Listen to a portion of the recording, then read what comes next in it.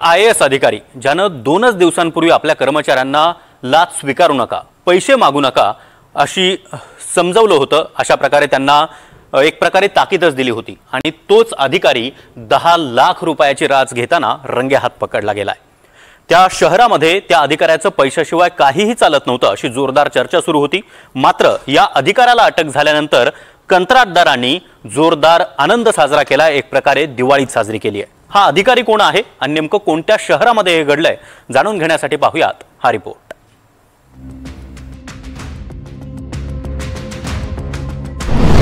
जालन्याच्या महापालिका आयुक्ताला लाच घेताना रंगेहात अटक। बिल पास करण्यासाठी 10 लाखांची लाच। आयुक्ताला अटक, कंत्राटदारांनी फटाके फोडले। जालन्याच्या एसीबी कार्यालयासमोर कंत्राटदारांनी असे फटाके फोडले कारण या कंत्राटदारांची बिलं पास करण्यासाठी जालन्याचे आयुक्त संतोष खांडेकर हे लाच घ्यायचे। संतोष खांडेकरांना 10 लाखांची लाच घेताना रंगेहात अटक झाली आणि कंत्राटदारांना चांगलाच आनंद झालाय। त्यामुळे जालन्यात डबल दिवाळी साजरी होतीये। संतोष खांडेकर हे मूळचे सोलापूरच्या सांगोल्याचे।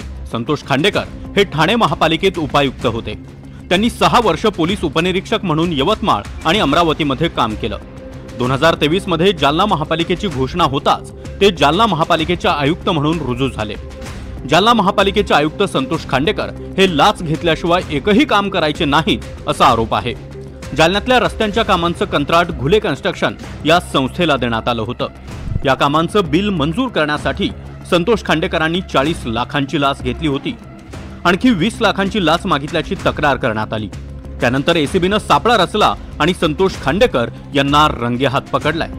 विशेष म्हणजे संतोष खांडेकर त्यांच्या घरीच 10 लाखांची लाच स्वीकारत होते। त्यावेळी एसीबीनं त्यांना बेड्या ठोकल्या। संतोष खांडेकर यांना अटक झाल्यानंतर जालन्यात एकच खळबळ उडाली। संतोष खांडेकर हा फक्त मोहरा आहे, त्याचा आका कोण याचा शोध घ्या अशी स्थानिक राजकीय नेत्यांची मागणी आहे। पहिले आयुक्त म्हणून जे इथं काम कार्यरत आहे त्यांना काल लाचलुचपत अधिकाऱ्यांनी धाड टाकून पकडले। पण मी म्हणेल की अधिकारी लोक जेव्हा अशा पद्धतीचं काम करायची हिम्मत करतो त्यामागे अधिकारी एकटा नसतो, त्याला कोणीतरी त्या गोष्टी करायला बाधित करणारा आणि त्याला साथ देणारं कोणीतरी त्याच्या मागे आका असतात। आणि या शहरात महानगरपालिका कोण चालवतं हे आपल्या सर्वांनाच माहिती आहे। त्याच्यावर अंकुश कोणाचा आहे? आमच्या काँग्रेस पक्षाचा कुठलाही अंकुश नाही। इथं एक भ्रष्टाचाराचा मोठा एकदम भयानक भ्रष्टाचार इथं जे जालना शहरात चालू होता तो एक दिवस फुटणारच होता, असं जालना शहरामध्ये बऱ्याचशा ठिकाणी चालू आहे। म्हणून आमचं असं म्हणणं आहे महाराष्ट्र निर्माण सेनेच्या वतीने की तात्काळ ह्या आयुक्ताला जेवढे त्यांनी कॉन्ट्रॅक्ट दिलेले हे सर्व कॉन्ट्रॅक्ट व्यवस्थित चेक करून हे सर्व कॉन्ट्रॅक्ट आतापर्यंत स्थगिती द्यावा, कारण की याच्यावर फार मोठा भ्रष्टाचार झालेला आहे।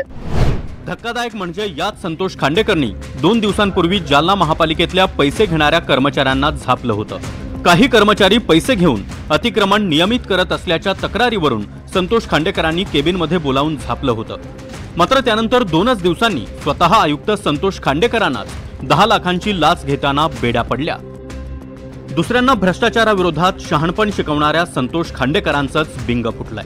आता संतोष खांडेकरनं किती माया जमवली आहे हे सुद्धा पुढच्या काही दिवसातच समोर येईल।